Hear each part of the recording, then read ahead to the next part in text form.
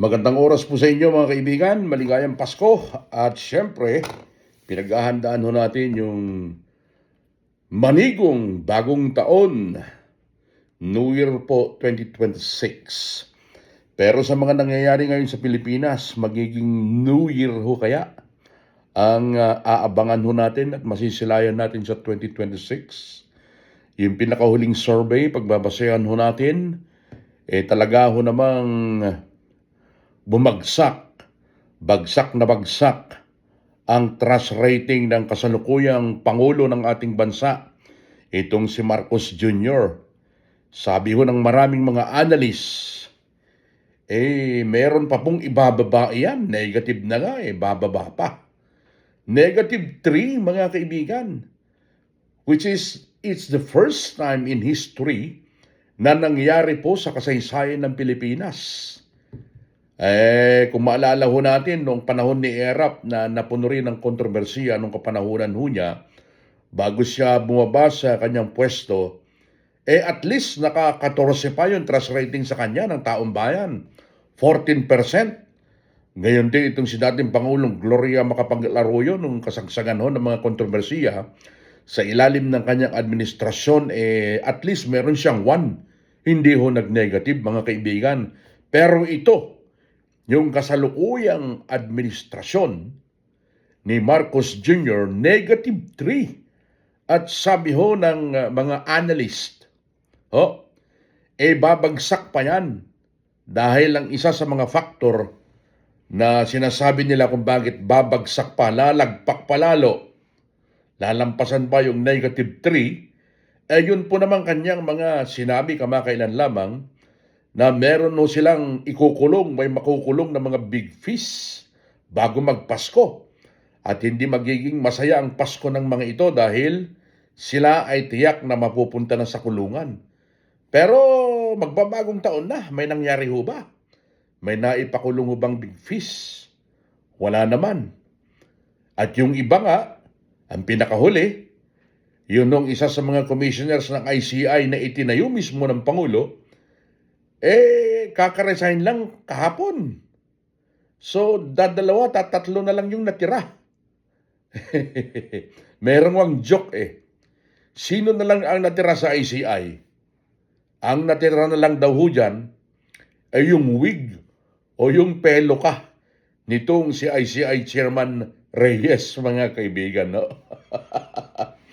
Ito, yung detalye mga kaibigan, batay po sa pinakahuling latest survey ng Social Weather Station na ginawa po noong November 24 hanggang 30th ng kasalukuyang taon, ay bumaba na po sa 38% ang net trust rating ni Pangulong Marcos Jr. Ang naturang trust rating ng naturang punong ehekutibo ay nabawasan po ng -3%. Mula po naman sa 41% na nagsabing kakaunti ang kanilang tiwala sa Pangulo sa kaparehong panahon noong 2024. Samantala, sa kabalintunaan ho naman ito, ay bumulusok pataas ang net trust rating ni Vice President Sara Duterte. Mga kaibigan, bumagsak ang trust rating ng Pangulong Jr. sa kasagsagan po naman ng anomalya sa flood control projects. Although ikinakatwiran ho ng kanyang mga attack dogs at mga supporters na siya ho ang dahilan kaya naungkat itong mga kontrobersiyang ito. Mga kaibigan, siya ang nagbunyag. Pero sa tingin ho ng marami, hindi ganun ang nangyari dahil nangyari itong mga kontrobersiyang ito sa ilalim ng kanyang pamumuno.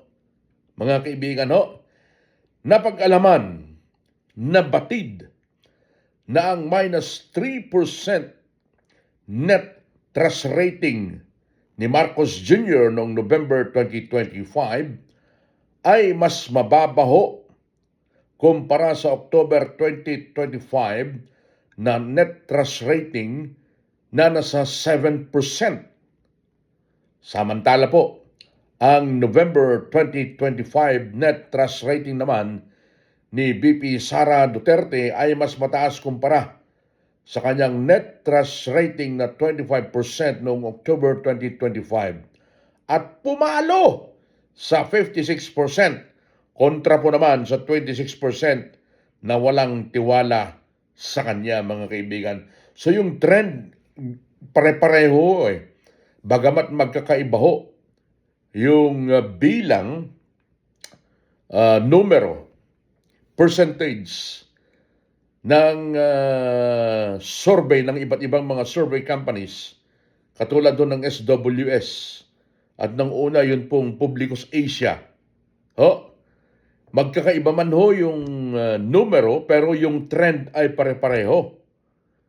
So nakikita ho natin yung saan patungo yung trend, mga kaibigan. Iisa ho di ba? Ayon sa SWS sa kabuuan, mula sa Balance Luzon o yun pong labas ng Metro Manila, nakakuha si Junior ng mataas na trust rating na plus 18, samantalang si BP Sara ay nakakuha ng mataas na trust rating mula po naman sa Mindanao na nasa positive 74. Ang taas, mga kaibigan, nakakuha naman ng pinakamababang rate itong si Duterte sa National Capital Region na nasa plus 2 lamang. Ang Strat-based consultancy naman, mga kaibigan, ang nagkomisyon sa naturang survey gamit ang face-to-face interviews sa 1,200 na mga adults na may edad na 18 anyos pataas sa buong bansa. Sa 100 o 1,200 mga respondents, tig 300 individual mula sa Metro Manila, yung tinatawag po na Balance Luzon, Visayas at Mindanao ang kinuha sa naturang survey.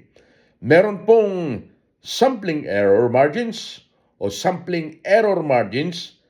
na positive 3% para sa national percentages at positive 6% sa Metro Manila, Balance Luzon, Visayas at Mindanao ang naturang survey. Ang masama ho dito, mga kaibigan, kapag patuloy ang trend ng mga surveys ho na ito, mawawalan ho ng kumpiyansa. Yun hong mga mamumuhunan sa ating bansa. Parang may domino effect ho yan, mga kaibigan, lahat apektado dahil sa napakadaming issue. Bagamat meron silang pinalalabas na meron daw dadami daw ang bilang ng mga tourist na papasok sa bansa sa 2026. Wala pang patunay ho ito mga kaibigan. Kung ganitong patuloy na negatibo ang labas ng mga resulta ng survey, lame duck yung presidente, walang tiwala ang maraming tao sa leader ng bansang Pilipinas. Susunod na ho yan na mawawalan na ng kumpiyansa ang mga mamumuhunan sa bansa dahil hindi kayang i-manage ng Pangulo ng Chief Executive ang bansang kanyang pinamumunuan. Wala nang tiwala sa kanya ang nakararaming tao. So ibig sabihin po, ang domino effect po niyan, mga kaibigan, babagsak ang mga investors, kakaunti ang mga investors, maglilipatan, babagsak ang ekonomiya. Nako, lalo na ho tayong tatalunin ng iba nating mga kapitbahay sa Southeast Asian region, mga kaibigan, di ba? It's an erosion of public trust. Itong nangyaring ito sa pinakahuling survey ng Social Weather Station. Tingnan nyo naman, pilit bumabawi nitong si Marcos Jr. Alam nyo alam naman natin lahat ang ginagawa niya. Maya't maya siya nag-a-announce ng kung ano-anong mga achievements ng kanyang administrasyon sa TV. Siya na yung nag-a-announce Siya na yung nag-a-announce na dapat i-announce ng Office of the Ombudsman at ng Department of Justice, pero siya na yung gumagawa. Siya na rin yung nag-announce na maaari na daw mag-loan ng mga SSS members. Hindi naman gagawin na isang pangulo yun, mga kaibigan, ano? Sabi lang karamihan that is very unpresidential. Ikaw mag-announce na mag-loan yung taong bayan sa SSS. Mayroong ang joke Sasabihin nila, susunod daw na gagawin ni Marcos Jr. Siya na rin yung mag-a-announce ng resulta sa loto. Huwag namang mangyari yung gano'n, mga kaibigan. Pero nakikita ho natin ng trend, mga kaibigan, no? Kahit asa tayo ng asa na magkakaroon ho ng mas magandang sitwasyon ng Pilipinas sa darating na bagong taon. Pero kapag ganito ang lumalabas po sa mga survey, tila ho hindi mangyayari yon. Pero ganoon pa man, manalangin ho tayo at umasa, mga kaibigan ho, na magkaroon pa rin ng magandang sistema, sitwasyon ng Pilipinas sa susunod na mga panahon. Sa mga kaibigan, kababayan ho natin, mga kaibigan na hindi pa po nakakapag-subscribe dito po sa ating YouTube channel, ang Radyo Pilipino UK, kahit isang subscription lamang po para sa mas marami pang videos na ating gagawin. Subscription lang, maligayang maligaya na ho tayo. Bye for now sa inyo at naway magkaroon po tayo ng isang manigong bagong taon. Bye!